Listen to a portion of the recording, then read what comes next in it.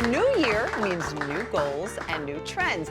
So today, Cameron, Shirley, and Maria are going to help us start the new year off on the right foot by answering some of your questions. So I'm here with Maria. We're going to get to everybody else in just a minute. We're going to start with you, Maria.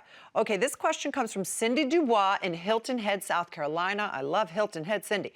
She says, something I want to do this year is reorganize my cluttered junk drawers. Me too. Oh, gosh. How should I go about organizing them? Good question. I mean, the story of our lives, right? Yeah. Organizing our children. And so as a DIYer, I have foam core around like crazy. So even if you're not a crafter, you can go to the craft supply store, or truthfully almost any kind of store, like a Target would have this. So foam core, you see us use it all the time. It looks like this, and it's foam paper, so it's easy to cut. So it can be made into so many different things, and I'm literally using it, you can see right here, to organize the drawers. So what I would recommend doing, because they come in big sheets, I would measure how deep your drawer is, and so I would cut and then cut it however the length is, so that it fits perfectly going in like this. Okay. And then you can customize it, Deb. Beautiful. So let's say you wanna, you know that I put a bunch of Post-its in over here, I put the pencils over here, you can customize the lengths. So in order to customize them, you wanna create these like almost little notches in there so it can fit right in, and you can see they're halfway through. So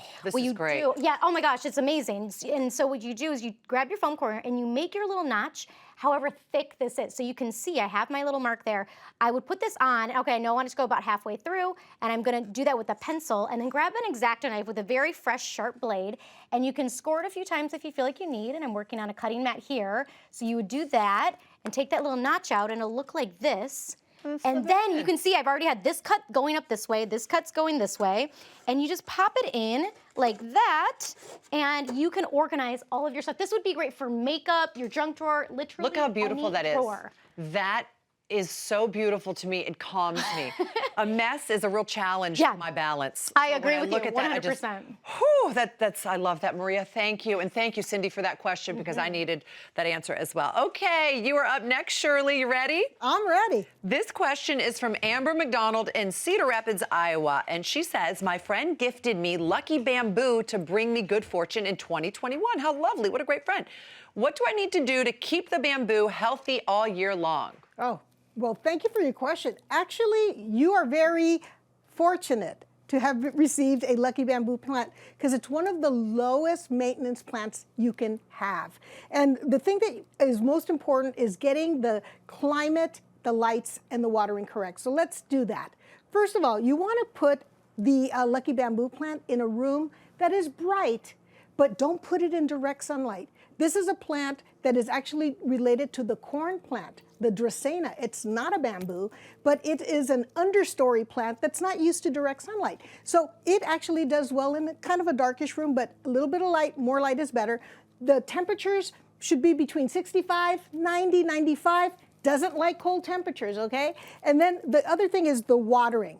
If you receive your lucky bamboo with gravel, what you need to make sure is that that gravel stays nice and clean. So one of the things you can do, probably after about a month, is remove the gravel, wash it, and then put it back in. And something you want to notice about the container that it's in, this is a good example here, this blue one. Notice how the combs here are a certain circumference, and then the diameter of the planter is just a little bit bigger. It likes tight quarters. So that is an important thing. So hygiene, change the water probably every 2 weeks. Just dump it and put more water in, clean water. Not chlorinated water. If you have heavy mineral salt water from your municipal source, then you want to use distilled water or spring water. And that's about it, friends. And just make sure that the water does not rise, the level is not too high on here. You want to keep it below the combs. Perfect. That's Thank it. you, Shirley. Great tips. And I Enjoy. hope you have good fortune all year long, and I hope we all do as well. All right, we are moving right along to Cam. The last question's for you, Cam, and this one comes from Brittany Fernsby in Honolulu, Hawaii. All right, Brittany. Aloha, Brittany. She says, I heard that postbiotics are going to be a trend in 2021. How do they differ from prebiotics and probiotics? Great question. Yeah, really great question. Absolutely. Those that know me know that gut health is a big deal for me. It's really the foundation of our overall health.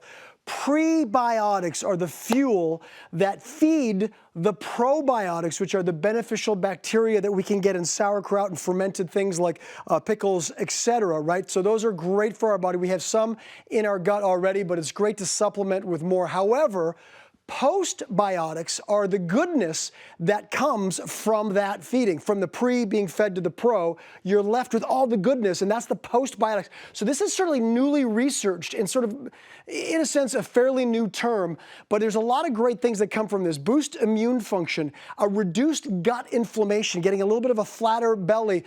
You can heal your gut lining with the postbiotics. Now, you can get a supplement that has all three. And by the way, sauerkraut, fermented pickles have the pre, pro, and post. However, some people don't do well with probiotics. A lot of people, me included, if you already got some gut issues, you got to be careful with probiotics and prebiotics.